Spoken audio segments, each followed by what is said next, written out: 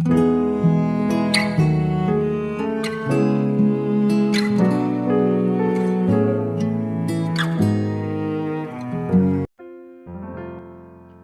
saudara yang dikasihi Tuhan Yesus, selamat malam dan salam sejahtera bagi saudara semua.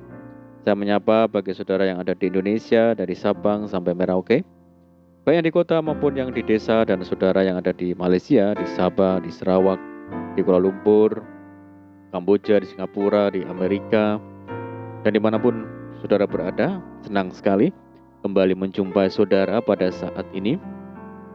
Kiranya damai sejahtera dan sukacita daripada Roh Kudus senantiasa melimpah dalam hati dan kehidupan saudara semua. Dan kiranya saudara semua dalam keadaan sehat selalu, puji Tuhan.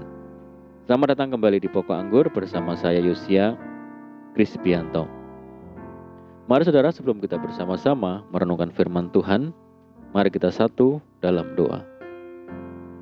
Bapa di surga, Bapa yang baik, yang penuh dengan kasih karunia, Bapa yang kami muliakan, di dalam nama Tuhan Yesus, kami mengucap syukur oleh karena pertolongan dan penyertaan-Mu di sepanjang hari ini, sehingga kami boleh dimampukan Tuhan untuk melewati hari ini, melakukan tugas dan tanggung jawab kami serta aktivitas kami. Itu semua karena berkat pertolongan Tuhan. Pada saat ini kami kembali rindu untuk merenungkan firman-Mu. Berbicaralah kepada kami ya Tuhan, urapi kami dan jamah hati kami, sehingga kami memahami maksud firman Tuhan. Terima kasih Tuhan, kami siap merenungkan firman-Mu hanya di dalam nama Tuhan Yesus kami berdoa. Amin. Baik saudara yang kasih Tuhan Yesus, kita akan membaca bersama di dalam Mazmur 62 ayat yang kedua. Hanya dekat Allah saja aku tenang, daripadanya lah keselamatanku, puji Tuhan. Saudara yang dikasihi Tuhan Yesus, seringkali kita mendengar orang berkata bahwa yang terpenting dalam menjalani kehidupan ini adalah tentang ketenangan. Ketenangan identik dengan keadaan yang damai, keadaan yang tentram, menyenangkan, di mana setiap pribadi dapat menjalankan kehidupannya tanpa ada perasaan takut dan cemas.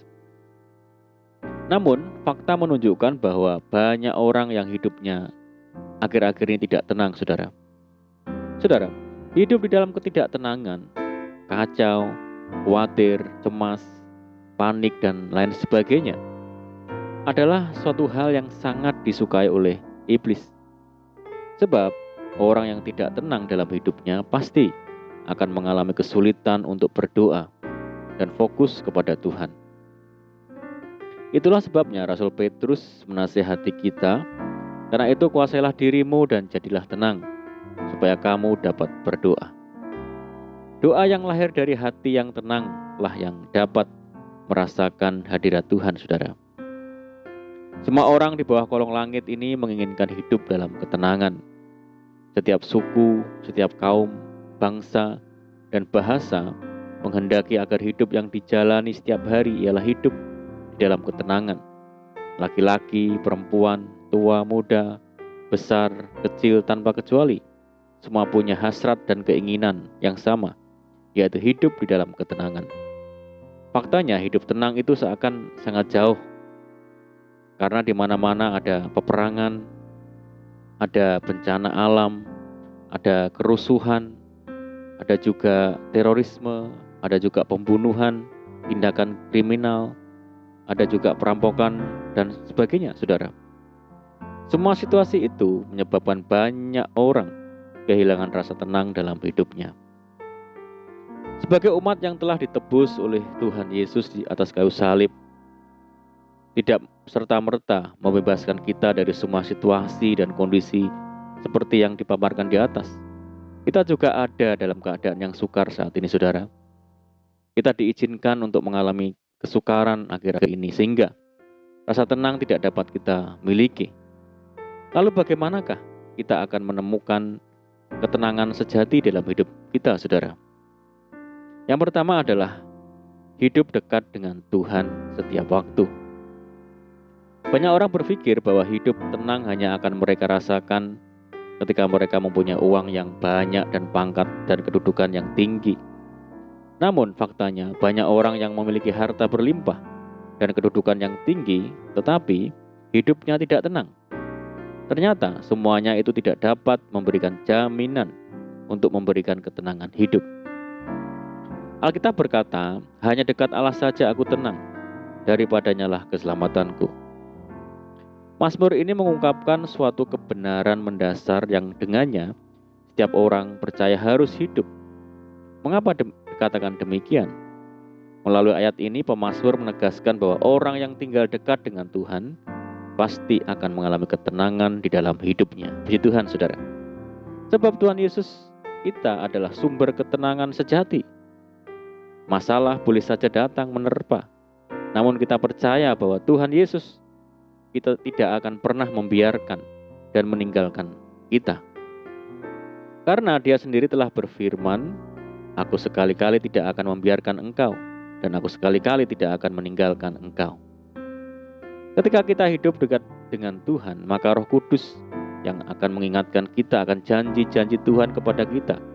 Sehingga dalam keadaan dan situasi seperti apapun, kita akan belajar untuk menantikan Tuhan bertindak untuk menolong kita. Dengan demikian, kita akan selalu hidup di dalam ketenangan. Dan yang kedua adalah hidup di dalam kebenaran firman Tuhan. Saudara yang kasih Tuhan Yesus, orang yang hidupnya benar sesuai firman Tuhan pasti hatinya tenang. Alkitab berkata, di mana ada kebenaran di situ akan tumbuh damai sejahtera. Dan akibat kebenaran ialah ketenangan dan ketenteraman untuk selama-lamanya. Puji Tuhan. Saudara yang kasih Tuhan Yesus, dalam hidup ini mari kita jangan mudah panik, jangan mudah takut dan khawatir. Mari kita berusaha untuk mendapatkan ketenangan hidup, yaitu mari kita hidup dekat dengan Tuhan Yesus dan berusaha dengan sungguh-sungguh untuk hidup benar sesuai dengan kebenaran firman Tuhan. Amin, puji Tuhan. Mari kita berdoa. Bapa di surga, Bapa di dalam nama Tuhan Yesus Kristus, terima kasih buat firman-Mu saat ini. Firman-Mu yang mengajarkan kepada kami untuk hidup di dalam ketenangan. Bahwa kami Tuhan untuk hidup dekat dengan Tuhan. Hidup di dalam kebenaran firman Tuhan setiap saat. Sehingga kami boleh mengalami ketenangan yang sejati yang daripada Tuhan. Terima kasih ya Tuhan. Mari ya Tuhan meteraikan firman-Mu dalam hati kami. Dan saat ini kami berdoa bagi saudara kami semua yang setia mendengar program ini di Indonesia, dari Sabang sampai Merauke, di Malaysia, dan dimanapun saudara kami berada. Tuhan Yesus yang memperhitungkan kesetiaan mereka dengan berkat-berkat ilahi. Memberkati kehidupannya, rumah tangganya, pekerjaannya, usahanya, bisnis, masa depannya, ladangnya, hasil kebunnya, pendidikannya. Dan berdoa bagi mereka yang saat ini sakit, Tuhan sembuhkan, jamah di dalam nama Tuhan Yesus. Yang hidup dalam kesulitan, persoalan mari Tuhan tolong mereka ya Tuhan, pulihkan hidup mereka ya Bapa. Berdoa bagi saudara kami yang hidup dalam ikatan dosa, mari Tuhan lepaskan di dalam nama Tuhan Yesus. Berdoa bagi bangsa kami Indonesia saat ini menghadapi pandemi, mari Tuhan berikan belas kasihan Tuhan bagi bangsa kami, pulihkan negeri kami ya Tuhan. Terima kasih Tuhan, doa kami sungguh percaya Tuhan mendengar segala seruan doa kami. Hanya di dalam nama Tuhan Yesus kami berdoa. Mari saudara, terimalah berkat. Tuhan memberkati engkau dan melindungi engkau. Tuhan menyinari engkau dengan wajah-Nya dan memberi engkau kasih karunia. Tuhan menghadapkan wajah-Nya kepadamu dan memberi engkau damai sejahtera.